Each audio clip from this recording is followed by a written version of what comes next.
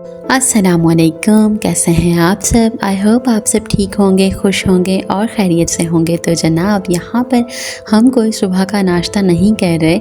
मैं और मेरी बेटी मिशकात फातिमा हम कर रहे हैं यहाँ पर सहरी, चूँकि आज 27 रजब की रात थी तो हमने रोज़ा रखा था, तो हम सहरी कह रहे थे। अच्छा, तो जनाब, आज मैं बहुत ही इंपॉर्टेंट टॉपिक पर बात करने जा रही हूँ और आज मैं बात करने जा रही हूँ लाइफ पर। ज़िंदगी, लाइफ क्या है, लाइफ क्या है। लोगों को ये चीज़ अक्सर उम्र गुजर जाने के बाद ही समझ आती है।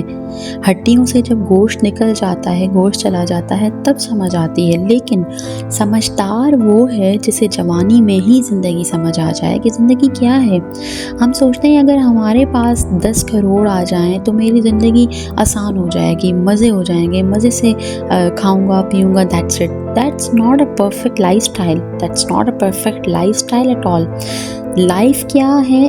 लाइफ ये है कि अपनी औलाद की अच्छी तरबियत करना, नस्ल को बढ़ाना, जनरेशन को बढ़ाना, अपने अंदर चेंज लाना, बढ़ती हुई उम्र के साथ अक्ल भी बढ़ना, मैच्योरिटी बढ़ना, कॉन्फिडेंस बढ़ना, आइडियाज़ बढ़ना, अपना पेशेंस बढ़ना, अपनी नेचर में हमदर्दी लाना, इखलाक की क्वांटिटी बढ़ाना, जन्नत में जाने की तैयारी करना, अपनी कब्र को हर वक्त पल पल याद करना। ये है life, this is actually life. ये हम सब जो पैसों के लिए, शोहरत के लिए जो ख्वाब देख रहे होते हैं ना, ये सब अगर आपके नसीब में है, अगर ये सब हमारे नसीब में है तो मिलकर ही रहेगा।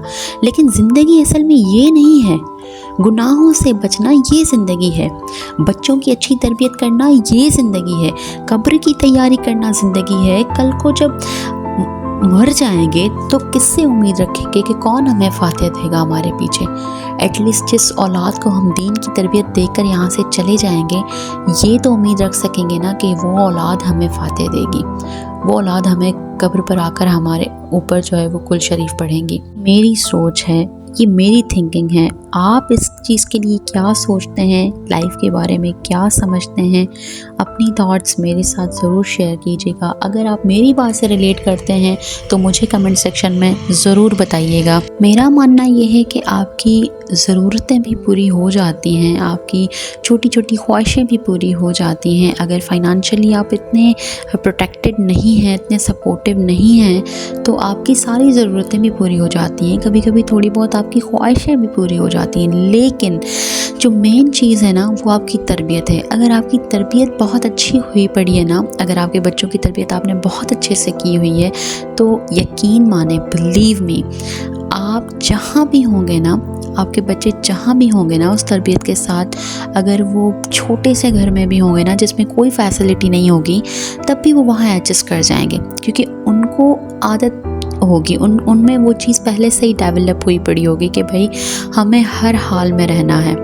मुझे आज तक याद है कि हम सारे बहन भाई जब छोटे होते थे तो अक्सर अम्मी घर में जो भी बनाती थी तो हम बच्चों को बहुत अच्छा अच्छा निकाल कर देती थी, और जो भी पतीले में लास्ट में बचता था वो अम्मी खुद खा लेती थी। और असल में हमें पता होता था कि उसमें कुछ है नहीं, बस अम्मी उसे जो है ना वो खा लेती थी, उसमें होता कुछ भी नहीं था। हमने वहाँ से सीखा, अम्मी की इस हैबिट से हमने सीखा कि लाइफ में आपको जो मिले, जितना मिले, आपको एक्सेप्ट करना है।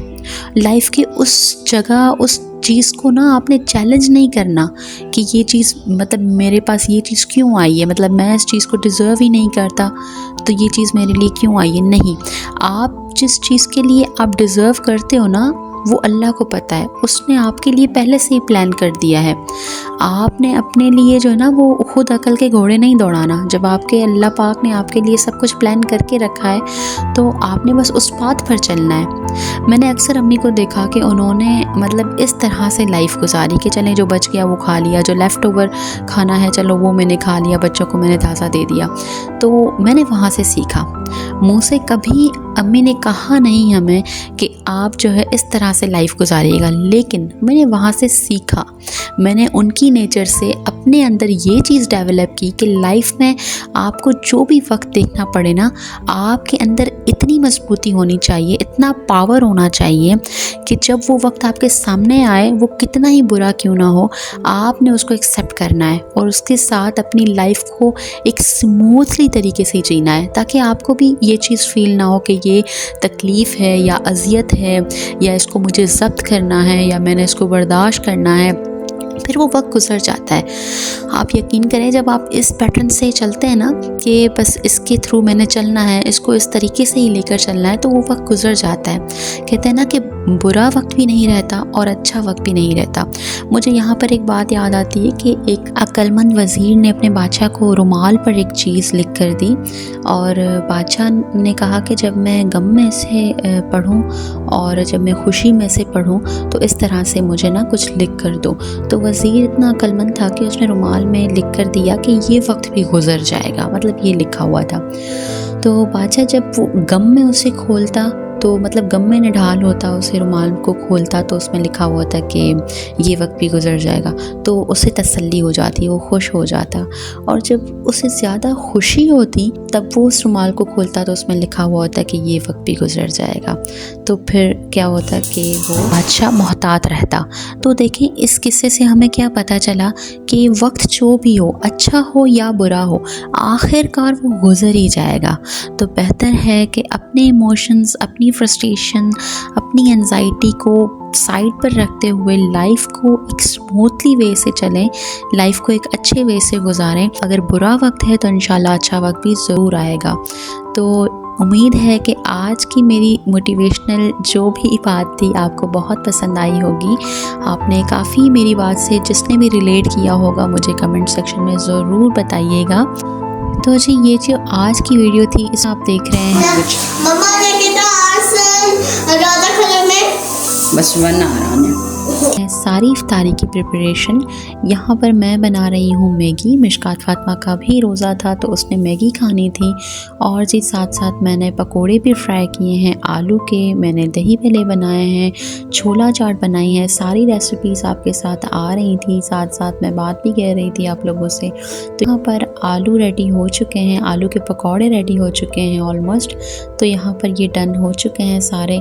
इसके बाद जी मैंने स्टार्ट किया था सैंडविचेस को फ्राई करना। सैंडविचेस को मैंने मेकर में रख दिया था क्योंकि इस वक्त मेरे ख्याल से 13 मिनट्स थे रोज़ा खुलने में, तो मैंने सोचा 10 मिनट्स में ये बन जाएंगे। तो यहाँ पर ये भी रेडी हो चुके थे, तो मैंने इनको भी डिश आउट कर लिया था। जल्दी जल्दी मैं इफ्तारी बनाती जा रही थी क्योंकि टाइम इस वक्त बिल्कुल भी नहीं था। थोड़ी देर मैं लेट गई थी, आराम कर रही थी, तो मुझे 5:30 हो गए, तकरीबन 5:45 बज गए और फिर रोज़ा खुलने का टाइम भी था।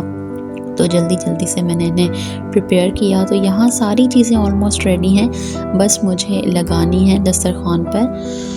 और जी आज माशाल्लाह से मिशकात फातिमा का भी रोज़ा था, तो बस वो वेट में थी कि कब खुलेगा। और उसने अपनी मैगी भी बनवा ली थी कि मम्मा मैंने बस यही खानी है इफ्तारी में। सो उसने वाकई वही खाई थी और उसने कुछ भी नहीं खाया था। आलू के 1-2 पकौड़े खाए होंगे बस, बाकी उसने मैगी खाई। यहाँ मिशकात फातिमा और हंजिला इफ्तार की दुआ मांगते हुए। और जी जनाब, आज का व्लॉग आपको मेरा कैसा लगा मुझे कमेंट सेक्शन में ज़रूर बताइएगा। अपनी बहुत सारी दुआओं में याद रखिएगा मुझे, अपना बहुत सारा ख्याल रखिएगा, पाकिस्तान के लिए दुआ कीजिएगा। अल्लाह हाफ़िज़।